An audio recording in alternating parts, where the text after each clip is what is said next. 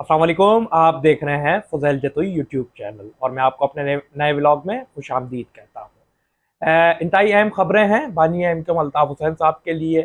कराची की मौजूदा सियासत के हवाले से अहम खबरें हैं और पाकिस्तान की जो मौजूदा डेवलपमेंट्स हैं, जो कुछ हो रहा है, इस हवाले से भी हम बात करेंगे। सबसे पहले हम बात करते हैं, इंतहाई अहम इशू है पीआईबी कॉलोनी का। और वहाँ के जो रिहाइश पजीर लोग हैं वो सरापा एहतजाज हैं और वो पम्फलेट्स लेकर रोड पर पुरअमन तरीके से एहतजाज कर रहे हैं और अपनी दुहाई सुना रहे हैं। अब इसका क्या इशू है, क्योंकि केस काफ़ी अरसे से चल रहा था। उस केस के बाद हाई कोर्ट ने ये ऑर्डर जारी किया कि पीआईबी कॉलोनी प्लाट नंबर 14, जो कि 21,000 गज पर मुश्तमिल एक जगह है, उसको खाली करवाया जाए।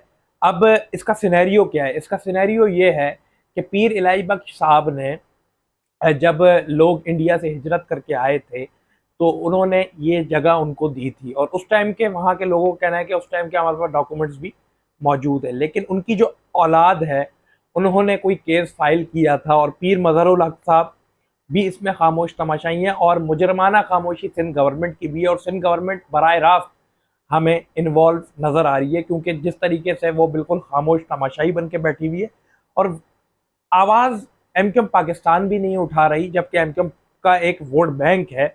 और कुछ लोगों का तो कहना है कि ये जो कुछ हो रहा है, ये अल्ताफ़ हुसैन की दुश्मनी में हो रहा है, ये मुहाजिर दुश्मनी में हो रहा है और उसी पर एमकेएम खामोश तमाशाई है। ये बहुत एक अहम सवाल यहाँ पैदा हो रहा है कि एमकेएम क्यों खामोश है।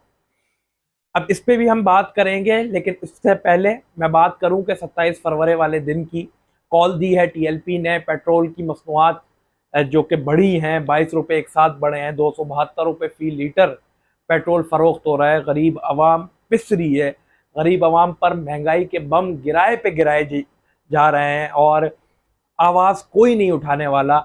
अब टीएलपी जो मैदान में उतरी है तो आवाम ने बहुत अप्रिशिएट किया है, क्योंकि आवाम को इर्द गिर्द और कोई नज़र ही नहीं आ रहा।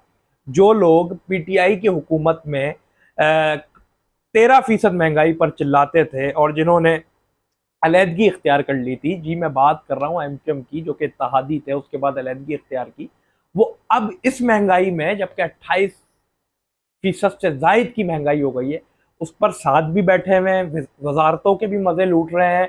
और अभी खालिद मकबूल साहब उम्रे से आए हैं, फिर अमेरिका जाने का भी उनका इम्कान है और अमेरिका भी जा रहे हैं बाखबर ज़राए के मुताबिक। तो उनको इस तरह के टूर से और घूमने फिरने से फुर्सत ही नहीं मिल रही, तो वो आवाम के बारे में सोचेंगे। और जितना ये अलायंस है वो खामोश तमाशाई बैठा हुआ है। अब खामोश तमाशाई बंदा तभी होता है जब उनका कोई पर्सनल इंटरेस्ट जुड़ा हुआ हो इस चीज़ से। पर्सनल इंटरेस्ट नहीं होता तो यही एमकेएम होती, फ़ौरन धरने की भी कॉल देती, क्योंकि ये तो कॉल देना तो इनके लिए बहुत बड़ी बात होती है, अमल दरामद कुछ नहीं होता। और पीपल्स पार्टी इनको हमेशा मामू बना देती है और पीपल्स पार्टी की ये रवायत रही है कि वो एमकेएम को इस्तेमाल करते हैं और एंड में मामू बना देते हैं। इनके साथ जो मुतालबात होते हैं आर्जी तौर पर वो मुतालबात माने जाते हैं, लेकिन उसके बाद मामू बना दिया जाता है। एक मैं वीडियो देख रहा था, पीटीआई के पंजाब के कोई रहनुमा है, दो सियासतदान होते हैं। एक तो सियासतदान होते हैं जिनको लोग और हमारे सहाफ़ी भाई खुद अप्रोच करते हैं, उनके पास टाइम नहीं होता, शेड्यूल सख्त होता है। एक सियासतदान जो होते हैं वो खुद सहाफ़ियों को अप्रोच करते हैं और सस्ती शोहरत हासिल करने के लिए वो अपने इंटरव्यूज़ करवाते हैं और लिफाफे के तौर पे चंद पैसे भी देते हैं। ठीक है, ये उस सियासतदान में से हैं जिनकी कोई फ़ैन फॉलोइंग या कोई ऐसा जाना पहचाना चेहरा नहीं है। एक तो उन्होंने सहाफ़ी को बुलाया इंटरव्यू के लिए, उसके बाद जब सहाफ़ी ने पूछा कि भाई आप जेल भरो तहरीक में हिस्सा ले रहे हैं, आपने तो अपने बच्चों के भी गिरफ्तारी में नाम लिखवा दिए हैं, तो आपके जो लीडर हैं उनके बच्चे बाहर बैठे हुए हैं, उनको भी तो बुलाएं, वो भी तो गिरफ्तारी दें, उनका भी तो हक है। लीडर गिरफ्तारी नहीं दे, रहनुमा और पूरी कैबिनेट गिरफ्तारी दे, ये कहाँ का इंसाफ है? लीडर का मतलब होता है लीड करना, लीडर का मतलब होता है इशारा करना, लेकिन पहले मैं जाऊंगा फिर दूसरे लोग आएंगे, मतलब मेरी पार्टी के कारकुनान, मेरी पार्टी की कैबिनेट फिर मेरे पीछे पीछे आएगी। लेकिन यहाँ तो उलट है, लीडर गिरफ्तारी नहीं दे रहा, लीडर के रहनुमाओं ने अपने बच्चों के भी नाम लिखवा लिए हैं गिरफ्तारी में, लेकिन लीडर के जो बच्चे हैं वो बाहर लंदन में बैठे हुए हैं। तो ये सवाल उनको बहुत नागवार गुजरा और उन्होंने धक्के दे के सहाफ़ी को अपने ऑफिस से निकाला, जिसकी मैं सख्त लफ्ज़ों में मजम्मत करता हूँ। ये किस तरह का रवैया है? एक तो आप खुद बुलाते हैं और अगर आज़ादी सहाफ़त पर आप हमला कर रहे हैं, और आप कौन होते हैं आज़ादी सहाफ़त पर हमला करने वाले? आप अपने अंदर अदम बर्दाश्त रखें, अगर बर्दाश्त नहीं है तो सियासत छोड़ दें। क्योंकि सियासत करने के लिए बर्दाश्त होना लाजमी है, तनकीद आवाम करेगी। सहाफ़ी का हक है सवाल पूछना। आप उसको आम अल्फाजों में बयान भी कर सकते थे, आप उसको आम अल्फाजों में उसका जवाब भी दे सकते थे, लेकिन ये कहाँ का है कि आप गुंडे बन गए और आपने इस तरह से सहाफ़ी को धक्के देके निकाला। तो इसकी मैं सख्त अल्फाज में मजम्मत करता हूँ। बात करते हैं बानिया एमक्यूएम के लिए। बानिया एमक्यूएम के लिए अच्छी खबरें हमारे पास आ रही हैं और बानिया एमक्यूएम के हक में, जो कि मैंने आपको पिछले व्लॉग में बताया था कि 1 या 2 दिन में फैसला आना बाकी है लंदन का, वो भी अब कुछ ही हमें ज़राए के मुताबिक कुछ ही दिन में आने वाला है और जो चांस है वो बानिया एमक्यूएम के हक में है। अब बानिया एमक्यूएम के जिस तरह से वहाँ से इस चीज़ को पीआईबी के इशू को कंडेम किया गया है, उस तरह से एमक्यूएम पाकिस्तान की जानिब से कोई इस तरह का जो सिनेरियो वो क्रिएट नहीं हुआ, कोई एहतजाज नहीं हुआ, जबकि उनके अपने ही सीनियर रहनुमा है पीआईबी कॉलोनी के और वो ओन करते हैं उस जगह को और काफ़ी अरसे दराज से वहाँ पर रिहाइश पजीर हैं, लेकिन कोई भी ऐसा फ़र्क नहीं पड़ा। जबकि डॉक्टर फारूक सत्तार साहब भी आए, उनके साथ इज़हार यकजहती की, लेकिन उस तरह से कोई अमली जद्दोजहद एमक्यूएम पाकिस्तान की जानिब से नहीं आ रही, क्योंकि एमक्यूएम पाकिस्तान की जानिब से आपस में ही हमें जो ज़राए के मुताबिक पता चल रहा है कि इख्तलाफात पैदा होना फिर शुरू हो गए हैं। अब मुझे सही लगता है कि आफाक अहमद ने इनके साथ ना जुड़ के एक सही और मजबूत फैसला किया और अपनी इज्जत बचाई है, जबकि इनको ऑफर जो है आफाक अहमद साहब को भी इनकी जानिब से दी गई थी, लेकिन आफाक अहमद साहब ने बोला कि मेरा एक अलग प्लेटफॉर्म है, मैं अपने एक अलग प्लेटफॉर्म से अपने कौम की तर्जुमानी करूँगा। अब इंतहाई जेल भरो तहरीक, फिर 27 फरवरी वाले दिन टीएलपी के कॉल है, अब वो किस हद तक कामयाब होती है। उसके बाद इलेक्शन की डेट का भी एक बहुत अहम मसला चल रहा है, उसमें भी कोई इस तरह से हमें डेवलपमेंट नज़र नहीं आ रही। कराची के मौजूदा मसाइलों में अंबार पे अंबार लगे जा रहा है और कोई सुनवाई नहीं हो रही। पीएसएल हो रहा है कराची में, आपको पता है एक मेगा इवेंट है, लेकिन कराची की आवाम शदीद अजियत का शिकार है, क्योंकि पीएसएल तो हो रहा है, ठीक है, शायकीन क्रिकेट शायद इस बात से मेरी नाराज़ हो तो, लेकिन मैं आपसे एक हक और सच वाली बात करूँगा। कराची की आवाम जो है ना, वो 80 से 85% जो है वो मिडिल क्लास आवाम है, 15 से 20% एलीट क्लास होगी, लेकिन वो 9 to 5 जॉब करने वाली आवाम है।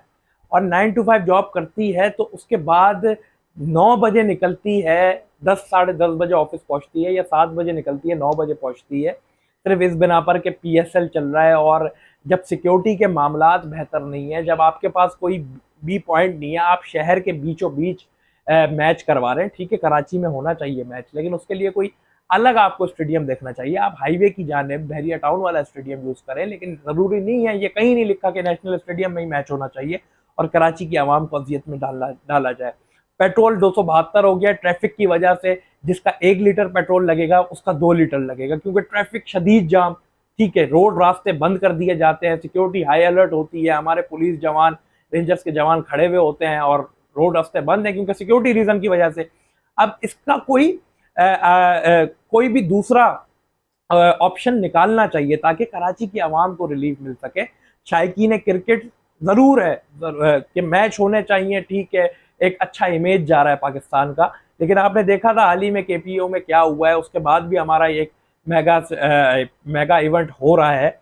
मैं खराज तहसीन पेश करता हूँ तमाम कानून नाफिज करने वाले इदारों को, लेकिन जो अजियत का शिकार हो रही है वो आम आवाम हो रही है, जो कि रोज़मर्रा शारा फैसल यूज़ करती है और दीगर रास्ते यूज़ करती है उस बिना पर, क्योंकि हमारे कराची का जो स्ट्रक्चर है वो ऐसा है कि अगर एक रोड बंद होता है ना तो पूरे कराची के ट्रैफिक पे असर पड़ता है, पूरा कराची डिस्टर्ब हो जाता है।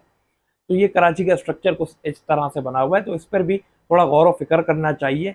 कराची की आवाम को इस तरह से और उन पर उनको एहसास महरूमी में ना डाला जाए और उनके सर पे बोझ ना डाला जाए कि वो उनको खुदकुशी करना ही बेहतर समझे, क्योंकि जिस तरीके की महंगाई है, महंगाई के बम गिराए जा रहे हैं और मौजूदा हुकूमत को कोई शर्म ही नहीं आ रही। मौजूदा हुकूमत इसमें भी कह रही है कोई भी रास्ते निकाल रही है, और इसहाक डार साहब का तो मैंने देखी एक चीज़ के वो ऐसे अपने आप को डिफेंड भी कर रहे हैं और इस तरह से कर रहे हैं कि कौन कहता है एक मिनिस्ट्री पे वजीर खजाना होकर ऐसी बातें करना जेब नहीं देती। कह रहे हैं कि बच्चे जब घर वाले बच्चों को पैसे देते हैं तो वो बच्चे पैसे वापस नहीं देते, तो घर वाले समझते हैं कि महंगाई बहुत हो गई है। किस तरह का स्टेटमेंट है ये तो बिल्कुल बच्चों वाला स्टेटमेंट है। ऐसा लग रहा है आप किसी निजी गैदरिंग में बैठे हुए हैं, नेशनल टेलीविजन पे ऐसी बात कर रहे हैं। बानिया एमक्यूएम के हक में लोग भी उठ खड़े हुए हैं, पटिशंस भी दायर हुई हैं, और उस पटिशन की हियरिंग जो है वो 1 मार्च को होगी। और बहुत अच्छी खबरें आने वाली हैं। एमक्यूएम पाकिस्तान को शदीद खौफ है बानिया एमक्यूएम से और एमक्यूएम लंदन से, और एमक्यूएम पाकिस्तान शायद प्रॉपर्टी केस में भी शायद पीछे हटने की, जो हमें ज़राए के मुताबिक पता चल रही है, पीछे हटने का सोच रही है। और क्या अल्ताफ़ हुसैन साहब दोबारा सियासत करेंगे? क्या अल्ताफ़ हुसैन साहब दोबारा कराची की सियासत में अपना किरदार अदा करेंगे? क्या अल्ताफ़ हुसैन साहब इन रहनुमाओं को अपने साथ जोड़कर फिर कोई इसी पार्टी को रन करेंगे, या फिर इनको बिल्कुल ही डिसोन कर देंगे? क्योंकि इस तरह के हमें भी पता चला कि एस्टेब्लिशमेंट के साथ इनके इख्तलाफात ही सिर्फ इस बात पे हो रहे हैं कि एस्टेब्लिशमेंट कह रही है कि आप इन रहनुमाओं के साथ करें, तो अल्ताफ़ हुसैन इनको डिसोन कर रहे हैं और किसी भी हद तक इनको साथ जोड़ने के लिए तैयार नहीं है। तो आज की व्लॉग इतना ही था, आज की अपडेट इतनी ही थी। अपना बहुत सारा ख्याल रखिएगा। दोबारा किसी दूसरे व्लॉग में आपसे मुलाकात होगी। अल्लाह हाफ़िज़।